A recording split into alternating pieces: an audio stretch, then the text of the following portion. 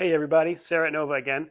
And this week, the shop is actually closed today. We've had a busy couple of weeks and everybody's gone except for me. So it's just me and cameraman Todd in here. And standing next to a stack of tires. We just got back from Dirt Days. Pete and Sam went up there for a couple of days up in northern Vermont with the Moto Vermont crew. And we brought up these ADV hide and now tires, a selection to show them off, sold some, showed some off. We have them in stock if you're looking for some. So that's a fun event. We're not huge ADV people, but we just love going up there because it's a very passionate scene, cool crowd, and local New England fun. Coming back through before we get to that, I also had we had a weekend of racing where Bailey and I did some just excellent.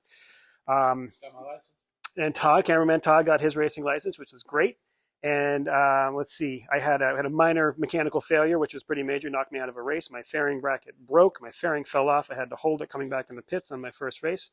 But thanks to the goodwill of the people and the skills of the people in the club, somebody had a welder. I pulled it off, welded it back up, made it back out for my second race of the day, which allowed me to beat my frenemy, Peter Booth, to the point where he crashed his bike trying to chase me. He was okay. The bike was not. I feel bad for him, but I also feel that as a victory. So had a great time. The next day also has very good racing, and it's such a good time. So I had some fun. So we got a mess of bikes in here. They're not pulled out today because nobody but me is working. We have this Ducati Scrambler, which we did a video on last time. This is the Cafe Scrambler, which I call a contradiction, and you could get me started on that, but that's not for today. We have this Veloset 1948 Mac. We've done a video on this if you're curious. It's still here. We were waiting for some transmission parts, which came in, and then I took it out for a test ride. Went great, and then the rear brake shoe failed, stuck in the back, seized up, locked up, sent me into about a 40 foot skid, which was quite exciting. Thankfully, no major damage. I was able to limp it back home. We've got some shoes in replacement in stock now, and we're going to get that done pretty soon. XX650 Yamaha, CB300F Honda, or CB300R Honda. This GPZ, which was in the last video we did, it's just in the background. Beautiful GPZ 1100. Sadly, not in as nice condition as the customer who purchased it hoped it would be, so it's still here. We keep finding little things. It's a can of worms situation, as a lot of old bikes are. So buyer beware. We see it all the time. It's really hard to buy an old machine and know it's going to be okay. It's nothing terrible, but it's just a lot of little things that can make the process a lot less fun. I'm not going to go through every bike here because there's a ton, but we have BMW RT, Harley FXR, the Suzuki Intruders. We cannot escape them. Again, our most popular videos of all time involve the custom Suzuki Intruder that we built. So popular bikes, great get-around bikes, a lot cheaper than a Harley. You don't lose much to a Harley with it. I think we have another Intruder here, actually. Yes, we have an 800 and a 1400 here. Bailey's race bike, which Sam actually took out, her CB350, 1969 Honda CB350 race bike. Sam took out this time because his Aramaki is not quite cooperating with him, so he went out and actually put in some very respectable lap times for his first time on this bike. Love this rat bike finish, and it's a pretty good contender for the Formula CB class, which is a stock motor, stock carburetors. Everything else can be changed to a degree. Stock frame as well. Not a super tuned bike, very reliable, very solid machine, and pretty darn quick in the right hands. So today, we have yet another trio of vintage Triumph motorcycles we want to talk about.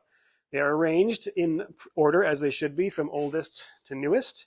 We have a 1966 Bonneville T120, a 1971 TR6C, which is a high pipe, single carb model, and the 1976 T140V Bonneville.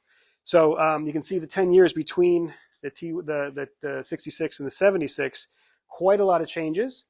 The basics, many of you may know, but just for those who don't, the basics of all these bikes are parallel twin, 360-degree crank, push rod, air-cooled, 2-valve per cylinder motor, dating back to the Speed Twin of 1935. This was 650 in 1966, and 66, 67 were sort of peak years for the Bonneville. Although, if you watch our other videos, the BSA Lightning of 66 and 67 was actually faster than this in Cycle World tests. And me being a BSA person, I'm going to point that out every time I get the opportunity to. But at this point in time, 66, this was a hot rod bike. This was one of the fastest bikes you could buy. It was a sport bike of its time. And it was pretty cool. This one in particular has been owned by the same owner since 1966. He went to England and bought it. He didn't know how to ride a motorcycle. picked it up at the factory, and proceeded to tour around Europe with his friends on it. And he rode it for several years, and then parked it. And we got it a few years back, and got it running for him again. I think I want to say he's put a couple thousand miles on it since then. I think it had 12,000 when we got it. The odometer is still working, showing 14. He rode it for a couple years. We got it resurrected, but there had been some pitting of the cylinder, some sitting, so it smoked a little bit, leaked a little bit. So last season we took it apart and, or was it last winter? Took it apart, did a top end on it, fresh rings, pistons, and rebuilt the head, new valve guides, new springs, new valves. And now it's back in for a 500-mile service. He's put 500 miles on it, and wants us to make sure we retorque everything and just follow up on it. So you'll notice on the bike, two carbs, as the Bonneville has, and then the front brake is a single leading shoe brake. You see there's just one lever down here, and that was the standard until 68, I want to say, when they came out with the double leading shoe brake. So this was far less effective than the double leading shoe, but it's big and it has a lot of area, so it worked kind of okay. And that's just kind of how they did it. The carbs also are the monoblock carbs, not the concentric carbs. You'll see that they have the float bowl cover on the side here. And if you're a fan of the modern Triumphs, you notice that their fuel injection bodies are a copy of the monoblock. They have the fuel injection throttle body that mimics a carburetor, and it is this one, not the concentric. The concentric is what's on this bike here, the TR6C, and is also on the other Bonneville we can take a better look at. But you see the float bowl is below here on the concentric. This was the latest. This came after that, probably 68-ish. If you know out there what years it was, I'd be interested to know that. Could have been 67, could have been 68 that they went to the concentrics. There's some people who say out there that the older monoblock actually flows better at higher RPMs, higher throttle openings. So for racing and stuff like that, that can be more effective. That could also just be hearsay. I like to start rumors and get people angry to talking about stuff. So you notice the brake on this one is a little bit different. This is what's called the conical brake, and it's called conical because it is actually shaped like a cone, meaning one side is full and the other side comes down and is smaller.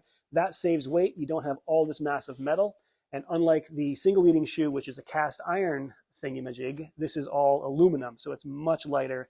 And that is unsprung weight, which really helps your handling. All the weight that is unsprung, that is not supported by the shocks, the lighter that is, the better your bike handles. It helps keep the tire in contact with the road, which is the end game of all your suspension needs. These got a bad rap, mostly because they can be set up very wrong. The setup is very important. And also because in 71, when this came out, all the Japanese bikes all the big Japanese bikes, and the 650 was considered a big bike. They were coming with disc brakes. So this was a little bit like, why are you giving us this when everybody else is giving us the good stuff? This is also the first year of the oil and frame. So you can see here that your oil tank is part of the frame. Also much maligned, not as a lot of people don't like them as much as the older called dry frames where the oil tank was separate. My personal opinion is that these are actually great frames. It's just like the drum brake. It was not what the buying public wanted at that time. They wanted Triumph and all the Brit companies to really step it up and come out with something new. And what they were giving were minor improvements, detail improvements on the same old motor. 71 would have still been a 4-speed gearbox. And again, at that point, you had Honda CB750s with a disc brake and a 5-speed gearbox and an electric start. So this was a little bit like not quite enough. The forks are better. These are an upgraded fork compared to this. They work better, but still not quite enough. I mean, I would say this works better than a Honda CB750 fork. The Brits did understand their suspension pretty well, but it wasn't enough to make this a super attractive bike to a lot of people. Not to say they weren't popular, they were. But by this point in time, when you get into the oil and frame bikes, the luster has clearly gone off of the British bikes. They're struggling to keep up with the Japanese bikes, and the same time period you had the Norton Commando coming out with the rubber-mounted motors to allow them to be tuned to keep up with Japanese bikes and not vibrate themselves apart. And then you also had the 3-cylinder Triumphs and BSAs out at this time too, which were really the better version of what they're trying to do to keep up. That being said, great bike, a fun bike. The C model is the high pipe, so the Scrambler. This is not a stock pipe on it. We were actually trying to get a stock setup on this, and it's pretty hard. 71 was a kind of intermediate year, being the first year of the oil and frames. So it's hard to get something that's a little quieter on here, and the stock pipes, we're going to have to piece something together and probably chop these and use these as headers. And anyway, that part of the reason why the bike is still here is we're piecing together the pieces for that and waiting for them to come in. But yeah, it's still a fun bike to ride. It's got, doesn't have a disc brake. It's got a 4-speed air-cooled pushrod motor, which is not what they wanted, with kickstart only, not what the competition was doing. But it's iconic to ride. Nothing feels like a Triumph Twin, and it's so it still had a lot of popularity. These things lasted well into that's a good question. Todd's asking why no tack. I'm not going to say I know the answer definitively. They may not have had one. The single carb models, the tack was optional or considered something for the sport bike models, which was the Bonneville. Bonneville was a sport bike. So it may not have come with one. It also may just be missing. So I don't know if this one came with a tack or not. I have seen the single carb models with tacks. I've seen them without. But yeah, sometimes they just didn't come with it, and you'd have to buy it. I know on the BSA, the Thunderbolt didn't have a tack, whereas the Lightning, the twin carb model, did have a tack. So that's sort of a fancy option. And now we come to me knocking stuff over. We come to 1976. At this time, you can see, at this time, this is a 750. It's written on the side.